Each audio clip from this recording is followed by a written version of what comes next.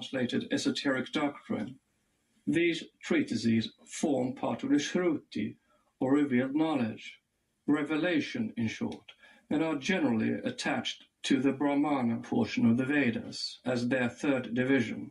Note: the Vedas have a distinct dual meaning, one expressed by the literal sense of the words, the other indicated by the meter and the svara, intonation, which are as the life of the Vedas. Learned pundits and philologists, of course, deny that svara has anything to do with philosophy or ancient esoteric doctrines, but the mysterious connection between svara and light is one of its most profound secrets. Quote from T. Sabaro's First Years of Theosophy, page 154.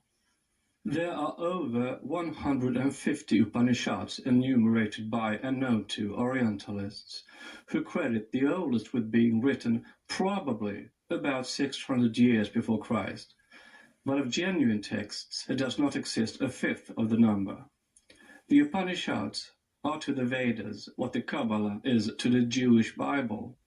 They treat of and expound the secret and mystic meaning of the Vedic texts. They speak of the origin of the universe, the nature of deity, and of spirit and soul, as also of the metaphysical connection of mind and matter. In a few words, they contain the beginning and the end of all human knowledge, but they have now ceased to reveal it since the day of Buddha.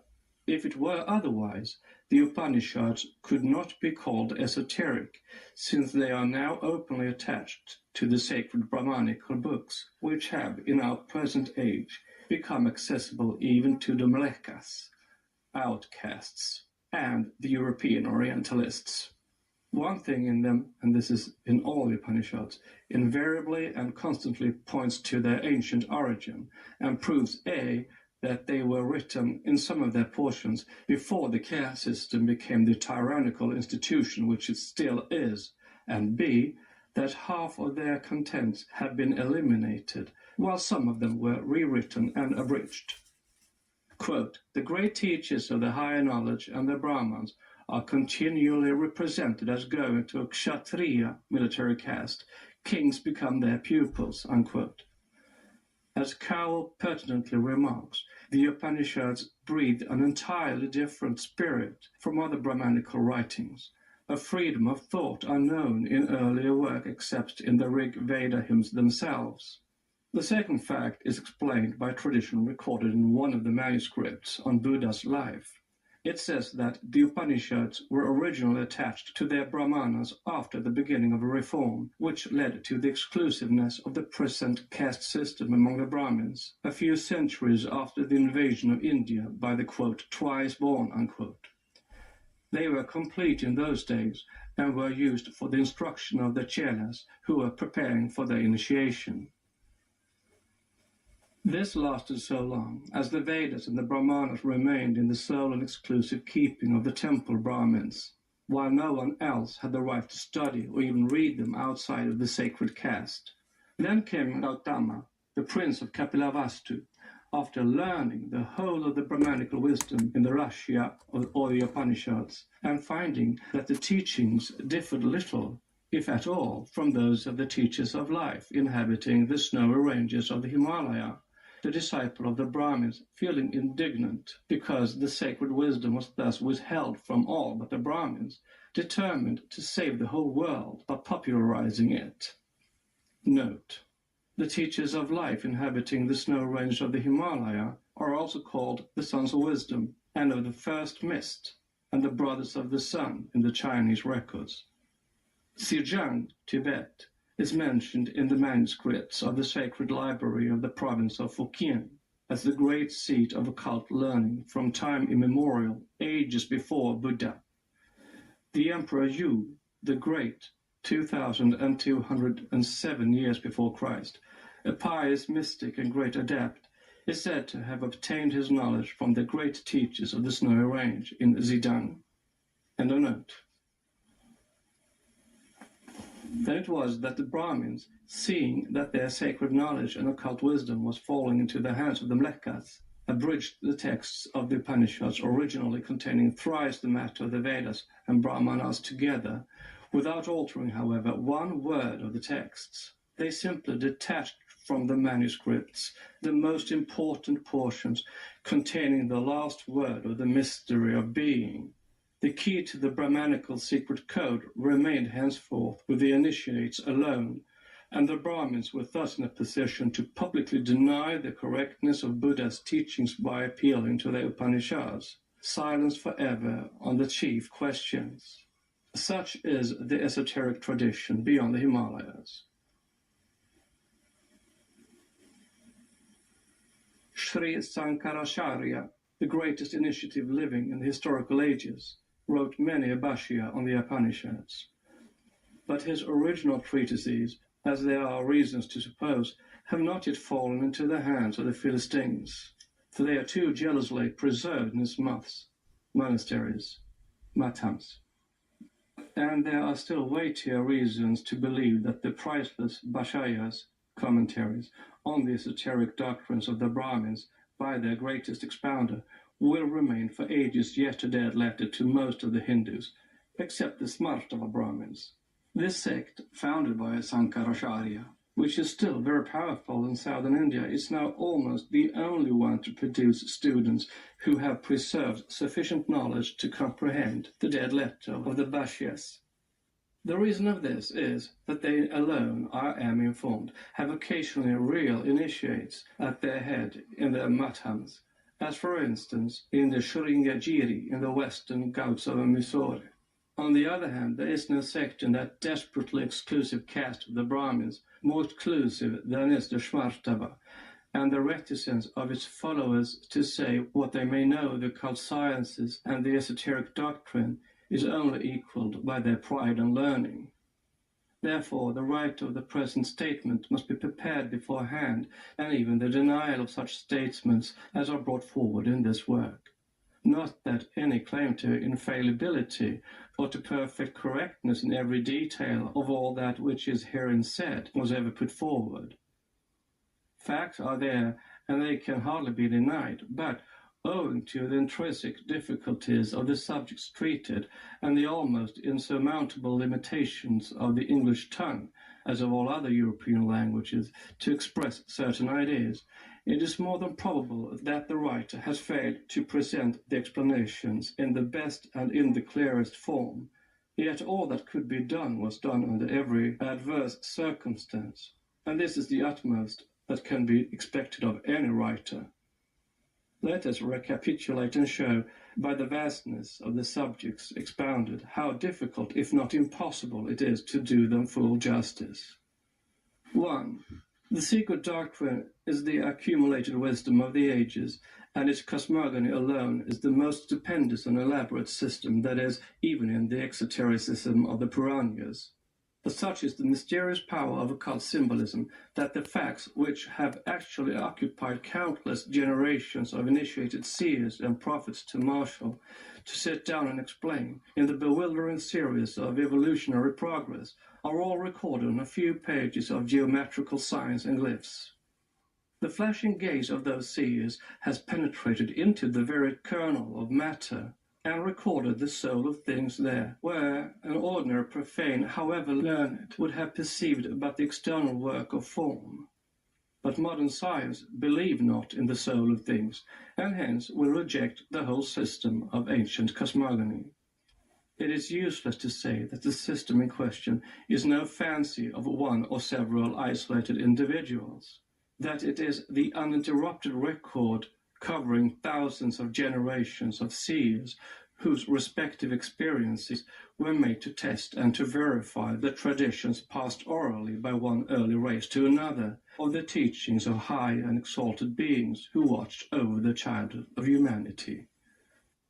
That for long ages the wise men of the fifth race, of the stock saved and rescued from the last cataclysm and shifting of continents, had passed their lives in learning, not teaching. How did they do so? It is answered by checking, testing, and verifying in every department of nature the traditions of old by the independent visions of great adepts. That is, men who have developed and perfected their physical, mental, psychic and spiritual organizations to the utmost possible degree. No vision of one adept was accepted till it was checked and confirmed by the visions, so obtained as to stand as independent evidence of other adepts, and by centuries of experiences. 2. The fundamental law in that system is the central point from which all emerged, around and toward which all gravitates, and upon which is hung the philosophy of the rest.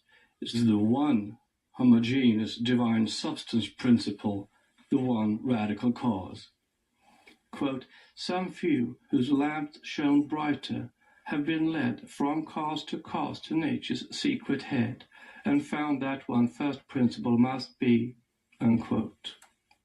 It is called substance principle, for it becomes, quote, substance, unquote, on the plane of the manifested universe, an illusion, while it remains a, quote, principle, unquote, in the beginningless and endless abstract, visible and invisible space.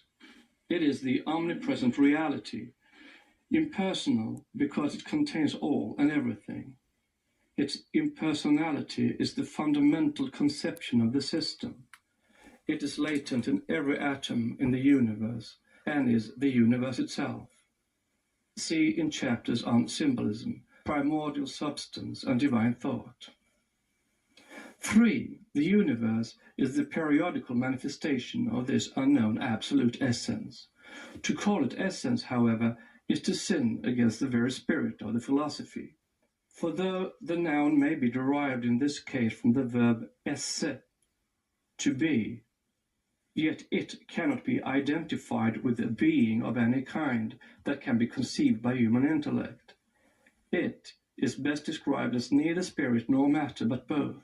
Parabrahman and Mula Prakriti are one in reality, yet two in the universal conception of the manifested, even in the conception of the one Logos, its first manifestation, to which, as the able lecturer in the notes of the Bhagavad Gita shows, it appears from the objective standpoint of the one Logos as Mula Prakriti and not as Parabrahman, as its veil and not the one reality hidden behind, which is unconditioned and absolute.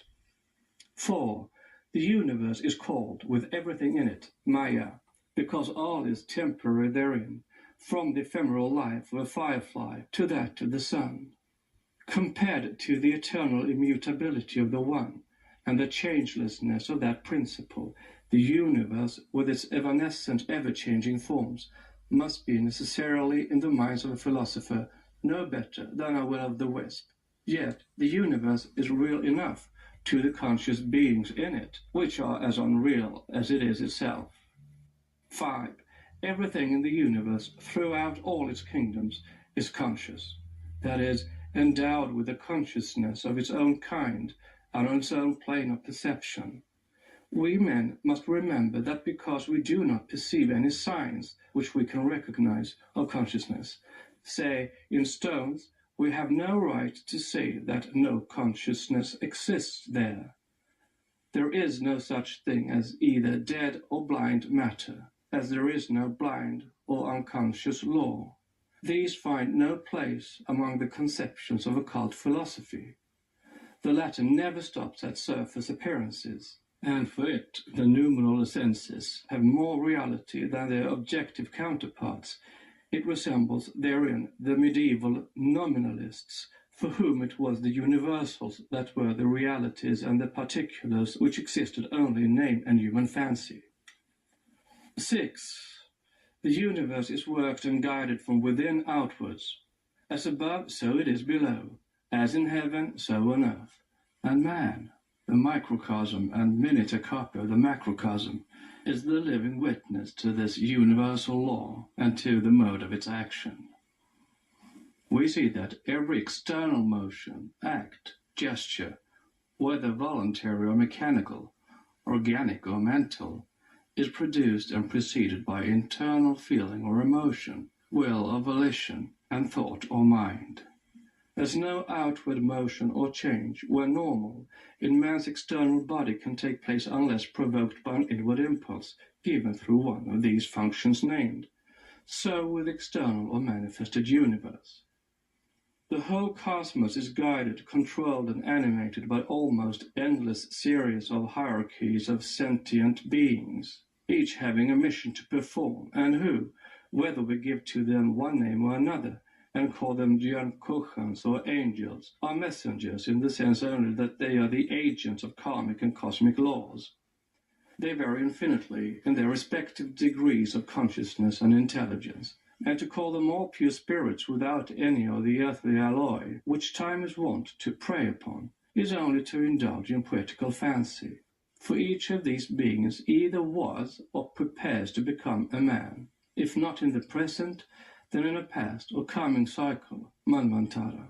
They are perfected, were not incipient men. They differ morally from the terrestrial human beings on their higher, less material spheres, only in that they are devoid of the feeling of personality and of the human emotional nature, two purely earthly characteristics. The former, or the perfected, have become free from those feelings because a. They have no longer fleshly bodies, an ever-numbing weight on the soul, and b. The pure spiritual element being left untrammeled and more free, they are less influenced by Maya than man can ever be, unless he is an adept who keeps his two personalities, the spiritual and the physical, entirely separated.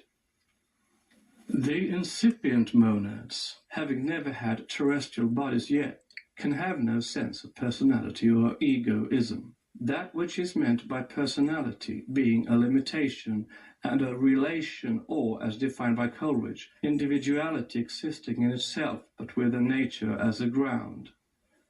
The term cannot of course be applied to non-human entities, but, as a fact insisted upon by generations of seers, none of these beings, high or low, have either individuality or personality as separate entities.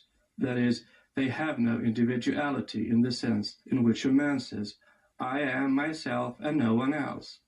In other words, they are conscious of no such distinct separateness as men and things have on earth. Individuality is the characteristic of their respective hierarchies, not of their units. And these characteristics vary only with the degree of the plane to those hierarchies belong. The nearer to the region of homogeneity and the one divine, the purer and the less accentuated that individuality in the hierarchy. They are finite in all respects, with the exception of their higher principles, the immortal sparks reflecting the universal divine flame, individualized and separated only by the spheres of illusion, by differentiation as elusive as the rest. They are living ones, because they are the streams projected on the cosmic screen of the illusion from the absolute life, being in whom life cannot become extinct before the fire of ignorance is extinct in those who sense these lives. Having sprung into being under the quickening influence of the uncreated being, the reflection of the great central sun that radiates on the shores of the river of life, it is the inner principle in them which belongs to the waters of immortality, while its differentiated clothing is as perishable as man's body. Therefore Young was right in saying that angels are men of a superior kind, and no more. They are neither ministering nor protecting angels, nor are they harbingers of the Most High, still less the messengers of wrath of any god of such a man's fancy has created. To appeal to their protection is as foolish as to believe that their sympathy may be secured by any kind of propitiation, for they are, as much as man himself, the slaves and creatures of immutable karmic and cosmic law. The reason for it is evident.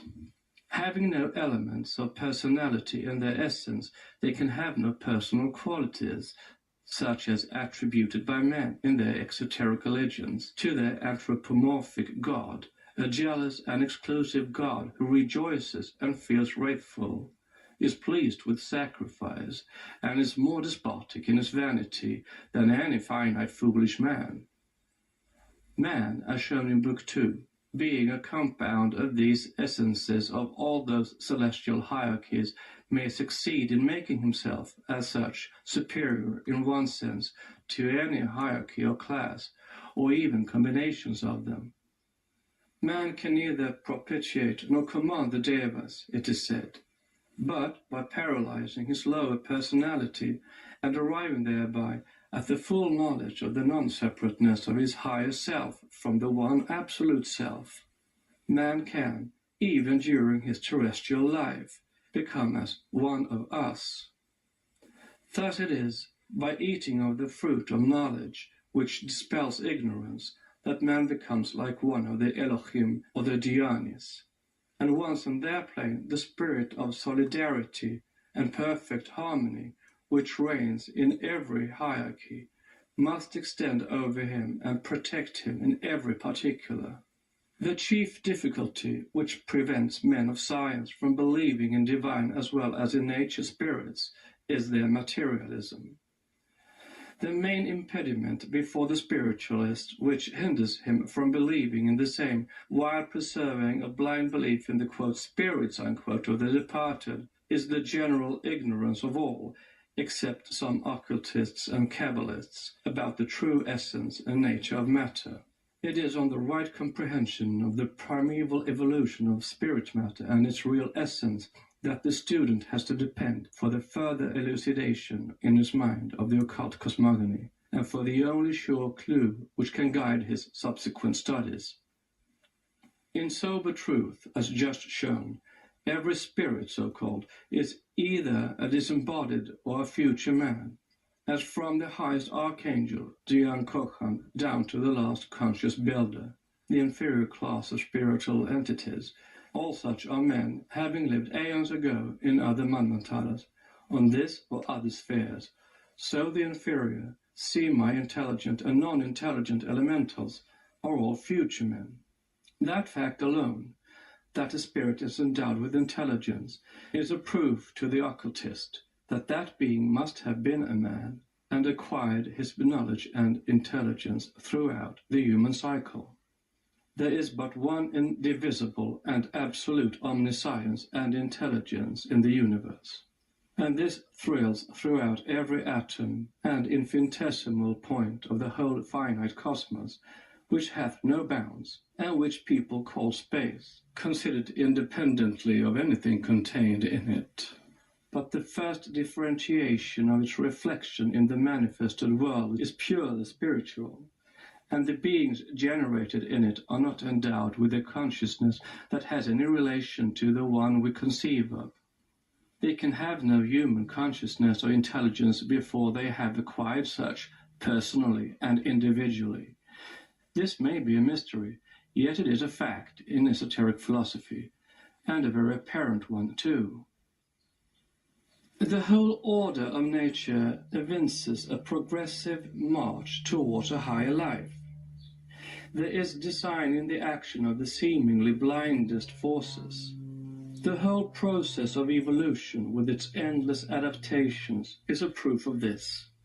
The immutable laws that weed out the weak and feeble species to make room for the strong, and which ensure the survival of the fittest, though so cruel in their immediate action, are all working towards the grand end. The very fact that adaptations do occur, that the fittest do survive in the struggle for existence, shows that what is called unconscious nature is in reality an aggregate of forces manipulated by semi-intelligent beings, elementals, guided by high planetary spirits, Dhyan Kochans, whose collective aggregate forms the manifested verbum of the unmanifested logos, and constitutes at one and the same time the mind of the universe and its immutable law. Note: nature taken in its abstract sense cannot be unconscious, as it is the emanation from, and thus an aspect on the manifested plane, of the absolute consciousness. Where is that daring man who would presume to deny to vegetation and even to minerals a consciousness of their own? All he can say is that this consciousness is beyond his comprehension. Three distinct representations of the universe in its three distinct aspects are impressed upon our thought by the esoteric philosophy: pre-existing, ever-existing, phenomenal. The pre-existing evolved from the ever-existing, and the phenomenal, the world of illusion, the reflection and shadow thereof. During the great mystery and drama of life known as the Manvantara, real cosmos is like the object placed behind the white screen upon which are thrown the Chinese shadows called forth by the magic lanterns.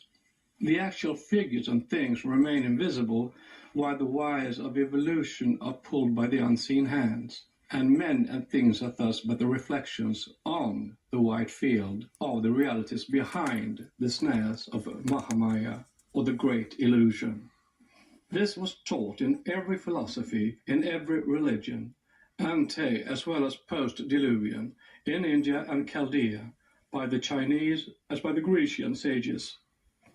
In the former countries, these three universes were allegorized in exoteric teachings by the three trinities emanating from the central eternal germ and forming with it a supreme unity: the initial, the manifested, and the creative triad, or the three in one. The last is but the symbol, in its concrete expression, of the first ideal, too. Hence, esoteric philosophy passes over the necessarianism of this purely metaphysical conception and calls the first one only the ever-existing. This is the view of every one of the six great schools of Indian philosophy, the six principles of that unit body of wisdom of which the gnosis, the hidden knowledge, is the seventh. The writer hopes that, superficially handled as may be the comments on the 7 stanzas, enough has been given in the cosmogonic portion of the work to show archaic teachings to be more scientific, in the modern sense of the word, on their very face, than any other ancient scriptures left to be regarded and judged on their exoteric aspect. Since, however, as confessed before, this work withholds far more than it gives out, the student is invited to use his own intuition. Our chief care is to elucidate that which has already been given out, and, to our regret, very incorrectly at times, to supplement the knowledge hinted at, whenever and wherever possible, by additional matter, and to bulwark our doctrines against the too strong attacks of modern sectarianism, and more especially against those of our latter-day materialism, very often miscalled science, whereas in reality the words scientists and sciolists ought alone to bear the responsibility for many illogical theories offered to the world.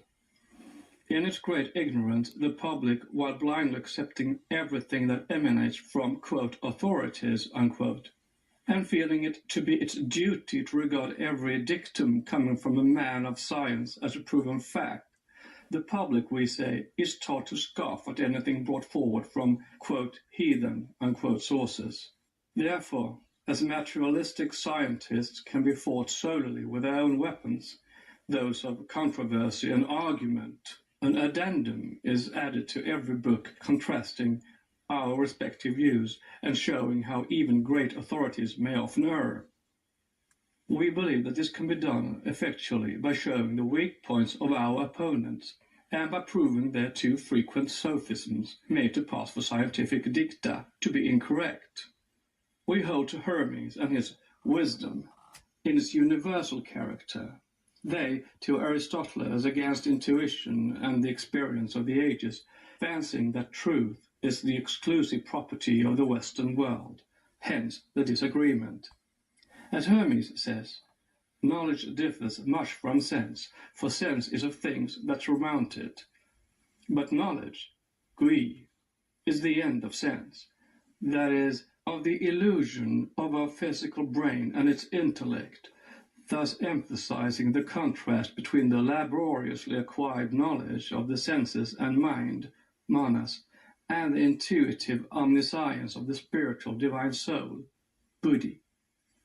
Whatever may be the destiny of these actual writings in a remote future, we hope to have proven so far the following facts. 1. The secret doctrine teaches no atheism, except in the Hindu sense of the word nastika, or the rejection of idols, including every anthropomorphic god. In this sense, every occultist is a Nashtika. 2. It admits a logos, or a collective, quote, creator, unquote, of the universe, a demiurgos in the sense implied when one speaks of an architect as the creator of an edifice, whereas that architect has never touched one stone of it, but, while furnishing the plan, left all the manual labor to the mansions. In our case, the plan was furnished by the ideation of the universe, and the constructive labor was left to the hosts of intelligent powers and forces. But that demiurgos is no personal deity, that is, an imperfect extra-cosmic god, but only the aggregate of Dyankoshans and the other forces. As to the latter, 3, they are dual in their character, being composed of A, the irrational brute energy inherent in matter, and B, the intelligent soul or cosmic consciousness which directs and guides that energy, and which is the Dyankoshanic thought reflecting the ideation of the universal mind. This results in a perpetual series of physical manifestations and moral effects on Earth during mammonteric periods, the whole being subservient to karma. As that process is not always perfect, and since however many proofs it may exhibit of a guiding intelligence behind the veil, it still shows gaps and flaws, and even results very often in evident failures. Therefore, neither the collective host, demiurgos, nor any of the working powers individually are proper subjects for divine honors or worship. All are entitled to the grateful reverence of humanity, however, and man ought to be ever striving to help the divine evolution of ideas by becoming, to the best of his ability, a co-worker with nature in the cyclic task.